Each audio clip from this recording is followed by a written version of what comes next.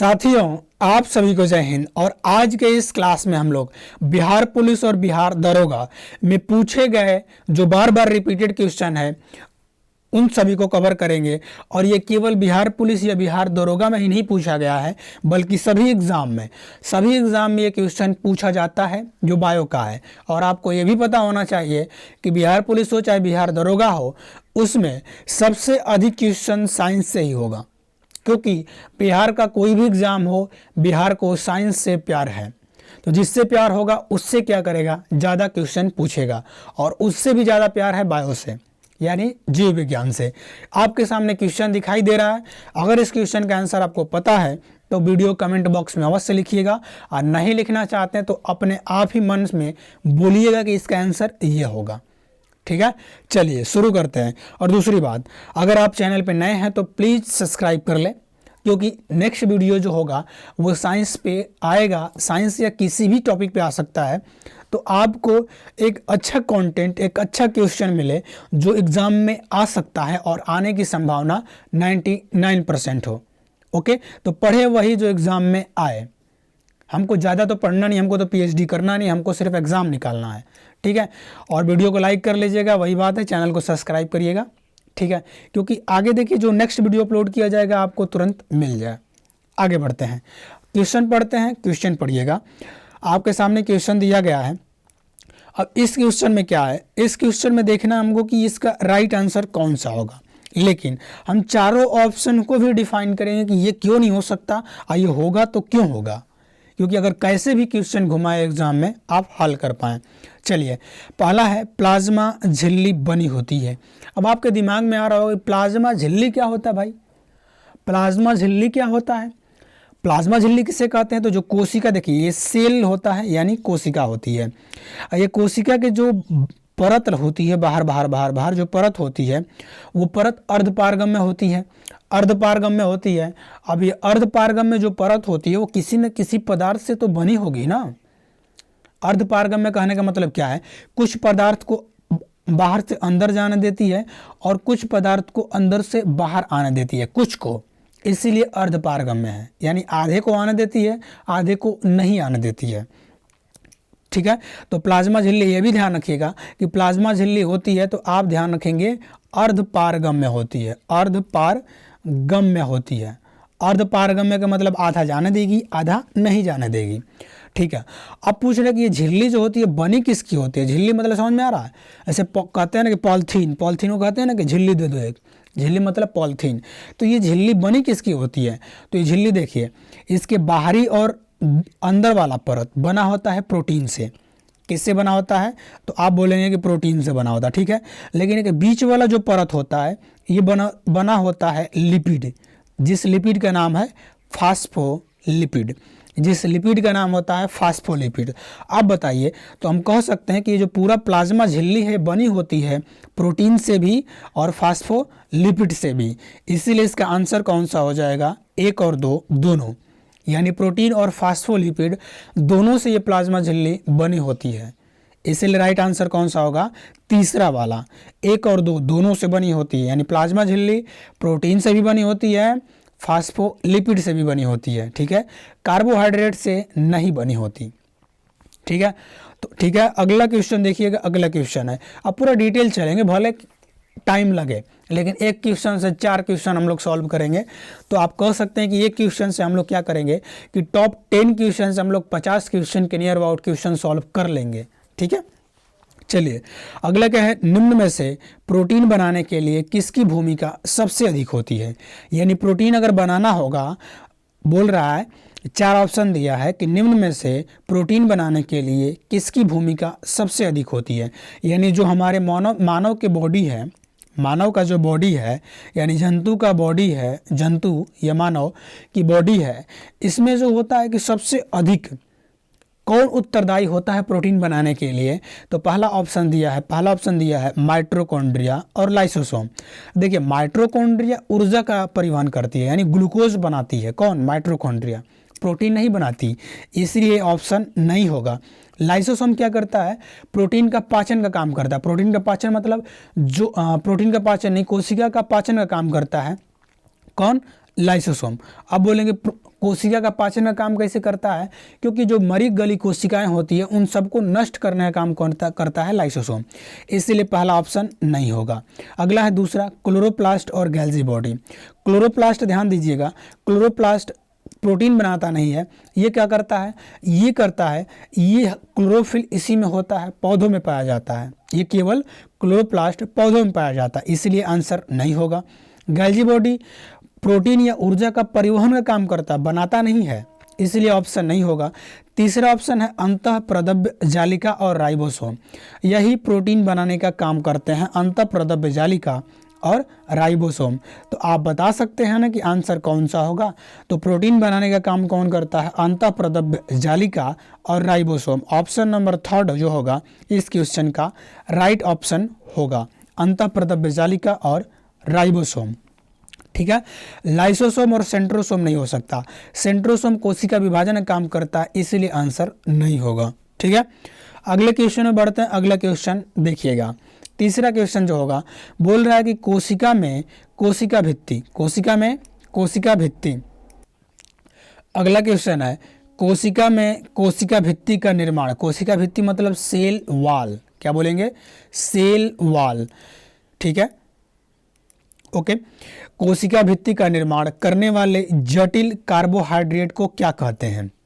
अब होता क्या है कि ये कोशिका आपको बता ही चुके हैं, ये कोशिका है, कोशिका के बाहर एक दीवार होता है, दीवार को ही बोलते हैं कोशिका भित्ति।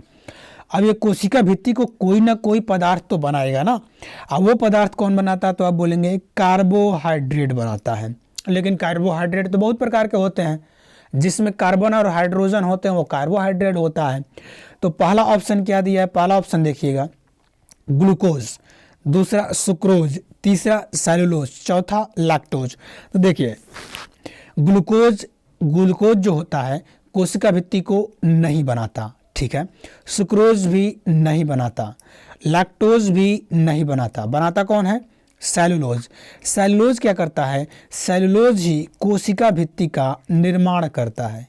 क्या करता है, कोशिका भित्ति का निर्माण, याद रखिएगा कोशिका भित्ति का निर्माण कौन करता है, तो कोशिका भित्ति का निर्माण करता है सेलुलोज। कौन करता है, सेलुलोज। ठीक है, तो सेलुलोज क्या करता है, कोशिका भित्ति का निर्माण करता है। ठीक है, आगे बढ़ते हैं अगले क्वेश्चन पे। अगला क्वेश्चन आपके सामने होगा, अगला क्वेश्चन है नाभिक या केंद्रक। नाभिक या केंद्रक का मतलब क्या है, ये कोशिका हो गया, कोशिका के अंदर एक छोटा सा नाभिक बना है यहाँ पे, नाभिक या केंद्रक के अलावा। अब केंद्रक में क्या होता है, तो केंद्रक में डीएनए और आरएनए, ठीक है, ओके, आरएनए और डीएनए दोनों होता है, किसमें, ये केंद्रक में। अब ये करता क्या है, तो पूछ रहा है कि नाभिक या केंद्रक के अलावा कोशिका के, है ना, कोशिका के किस कोशिकांग में, कोशिकांग ग लिख दीजिए, कोशिकांग में डीएनए पाया जाता है। ओके, तो डीएनए कोशिका के अलावा किस कोशिकांग में पाया जाता है। पहला ऑप्शन दिया है क्या, पहला ऑप्शन दिया है माइटोकॉन्ड्रिया, दूसरा दिया है लाइसोसोम, तीसरा दिया है गैल्जी बॉडी या गैल्जी कॉय, चौथा दिया है लाइसोसोम। अब आपको बताना है कि डीएनए कोशिका में केंद्रक के अलावा कहाँ पाया जाता है। देखिए इसमें अलग अलग कोशिकांग होते हैं, माइटोकॉन्ड्रिया हो गया, गैल्जी बॉडी हो गया, सेंट्रोसोम हो गया, लाइसोसोम इसी में आ जाएगा, एंडोप्लाज्मिक रेक्टिकुलम आ जाएगा। तो किस में पाया जाता, तो देखिए डीएनए जो होता है, माइटोकॉन्ड्रिया भी अपना स्वयं का डीएनए रखता है। ठीक है, तो माइटोकॉन्ड्रिया ही क्या करता है, माइटोकॉन्ड्रिया क्या करता है कि अपना स्वयं का डीएनए क्या होता है, ये जेनेटिक मटेरियल होता है। जेनेटिक मटेरियल मतलब क्या होता है, जो डीएनए में आपका गुण है वो अगले संतान में आपका जाएगा ही जाएगा। ठीक है, ठीक है, तो डीऑक्सी राइबोज न्यूक्लिक एसिड पूरा नाम होता है, डी से deoxy ribose nucleic acid, RNA का राइबोज न्यूक्लिक एसिड। ठीक है, तो इसका पूरा नाम हो जाएगा। डीएनए किस में होता है, तो आप बोलेंगे माइटोकॉन्ड्रिया में भी डीएनए पाया जाता है। ओके, आगे बढ़िए अगले क्वेश्चन पे। अगला क्वेश्चन है कि शरीर में लगे चोट, अगर मान लीजिए शरीर में चोट लग गया, जैसे किसी का हाथ टूट गया, अब हाथ टूट गया तो हाथ को टूट गया, प्लास्टर होता है ना, तो हाथ जुड़ता है। तो वही बोल रहा है कि शरीर में लगे चोट की मरम्मत करने के लिए किस प्रकार का कोशिका विभाजन का प्रयोग किया जाता है, यानी किस प्रकार के कोशिका विभाजन का प्रयोग किया जाता है जो शरीर में चोट लग जाता है। तो अब आप बोलेंगे पहला है केवल समसूत्रण, अच्छा, दूसरा है केवल अर्धसूत्रीय विभाजन, तीसरा है दोनों, चौथा है माइटोसिस और मियोसिस दोनों। अब देखिए इंग्लिश इसका लिख दिया है, किसका इंग्लिश, अब बोलेंगे आप माइटोसिस, अब बोलेंगे आप माइटोसिस। माइटोसिस मतलब क्या होता है, माइटोसिस मतलब होता है समसूत्रण, समसूत्रण का ही इंग्लिश नाम होता है माइटोसिस, माइटोसिस इसका ही इंग्लिश नाम हो जाता है। और क्या होता है, मियोसिस जो होता है अर्धसूत्रीय विभाजन का, अर्धसूत्रीय विभाजन का हिंदी नाम क्या होता है, मियोसिस। ठीक है, तो कन्फ्यूज़न वाली कोई बात नहीं है, ध्यान रखिएगा। ये पहला और दूसरा का वही ऑप्शन लिख दिया, चौथा में माइटोसिस और मियोसिस। लेकिन हमारा जो राइट आंसर होगा कि शरीर में अगर चोट लगता है उसको रिकवर करने के लिए यानी मरम्मत करने के लिए किस प्रकार का कोशिका विभाजन का प्रयोग किया जाता है हमारे शरीर में, तो किस प्रकार का, केवल समसूत्री विभाजन, केवल समसूत्रण विभाजन का प्रयोग किया जाता है। ऑप्शन नंबर 1 राइट होगा हमारा, ऑप्शन नंबर 1 राइट होगा, केवल समसूत्रण विभाजन का प्रयोग किया जाता है। ठीक है, अगले क्वेश्चन में बढ़ते हैं। अगला क्वेश्चन देखिएगा, अगला है मानव शरीर में की कोशिकाओं में कितनी जोड़ी गुणसूत्र पाए जाते हैं। तो देखिए गुणसूत्रों की संख्या तो 46 होता है, गुणसूत्रों की संख्या कितनी होती है, 46 होता है। लेकिन अगर बात करें कि 23 और 23 पेयर में होता है, पेयर मतलब जोड़ा में होता है, तो हम कह सकते हैं कि 23 जोड़ी गुणसूत्र है, 23 जोड़ी गुणसूत्र है। तो 23 जोड़ी गुणसूत्र क्या होता है, मानव शरीर में पाया जाता है। तो मानव शरीर की कोशिकाओं में कितनी जोड़ी क्रोमोसोम यानी गुणसूत्र पाए जाते हैं, तो आप बोलेंगे 23 जोड़ी गुणसूत्र पाया जाता है। ऑप्शन नंबर 3 राइट होगा, 23 जोड़ी गुणसूत्र पाया जाता है। अगला है मानव शरीर में गुणसूत्रों की कुल संख्या पूछ दिया है, अब जोड़ी नहीं पूछा है, कन्फ्यूज़न वाली कोई बात ना। अगर जोड़ी पूछे तो याद रखिएगा, जोड़ी पूछे तो 23 जोड़ी गुणसूत्र मानव में पाया जाता है, कुल संख्या पूछे तो 23 दूना के 46 यानी 23 दूना के 46 गुणसूत्र पाया जाता है मानव के शरीर में, इसलिए ऑप्शन नंबर 1 राइट होगा। अब देखिए अगला है, अगला क्वेश्चन होगा 80% से अधिक कोशिका में पाए जाने वाले पदार्थ है, यानी कोशिका, एक कोशिका में सबसे अधिक पदार्थ कौन सा पाया जाता, तो सबसे अधिक पदार्थ में पहला ऑप्शन दिया है नाइट्रोजन, दूसरा दिया है पानी, तीसरा दिया है चर्बी, चौथा दिया है प्रोटीन। अब आपको बताना है कि सबसे अधिक कौन पाया जाता, तो देखिए सबसे अधिक इसमें जीव द्रव्य पाया जाता, क्या पाया जाता, जीव द्रव्य पाया जाता। अब जीव द्रव्य की बात करें, जीव द्रव्य की बात करें तो जीव द्रव्य में सबसे अधिक की बात करें, सबसे अधिक क्या पाया जाता है, तो आप बोलेंगे वाटर, क्या, पानी।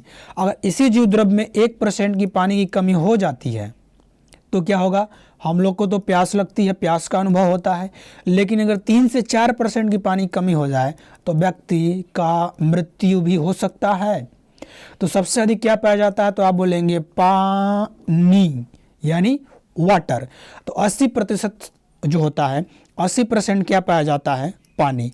80% क्या पाया जाएगा, आप बोलेंगे पानी, क्या पाया जाएगा, पानी। ठीक है, तो आपको राइट आंसर पता चल गया ना कि 80% से अधिक कोशिका में पाए जाने वाले पदार्थ कौन है, तो आप बोलेंगे कि वाटर यानी पानी, कौन, वाटर यानी पानी पाया जाता है। ठीक है, आगे बढ़िए अगले क्वेश्चन पे। अगला क्वेश्चन होगा, अगला क्वेश्चन पढ़िएगा। अगला क्वेश्चन बोला है नाभिक के अलावा निम्न में से किसमें DNA deoxyribose nucleic acid, deoxyribose nucleic acid DNA पाया जाता है। तो अभी हम आपको बता दिए कि नाभिक यानी केंद्रक के अलावा माइटोकॉन्ड्रिया में, केंद्रक के अलावा माइटोकॉन्ड्रिया जो है, माइटोकॉन्ड्रिया में डीएनए पाया जाता है, माइटोकॉन्ड्रिया में डीएनए पाया जाता है। तो ऑप्शन नंबर 1 हमारा क्या होगा, तो आप बोलेंगे राइट होगा। ऑप्शन नंबर 1 राइट होगा। ठीक है, माइटोकॉन्ड्रिया में डीएनए पाया जाता है।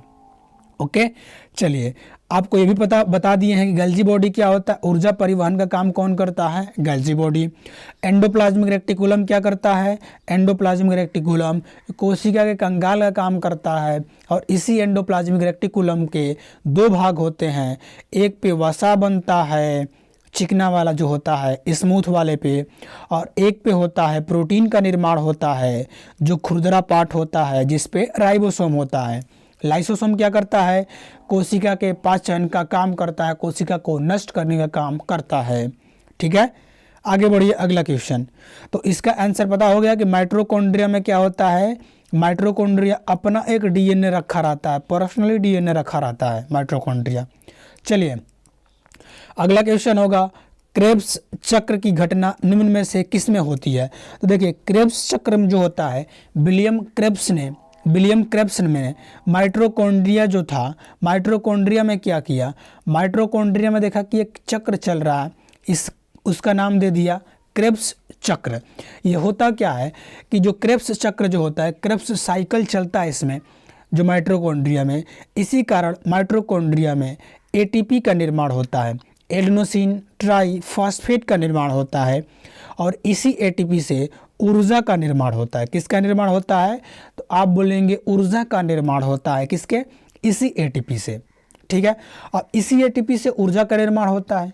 अब इसी एटीपी से जब ऊर्जा का निर्माण होता है तो उससे बनता एक ग्लूकोज बनता है। क्या बनता है, एक ग्लूकोज बनता है, और एक ग्लूकोज से 4.2 किलो कैलोरी हमको ऊर्जा मिलता है।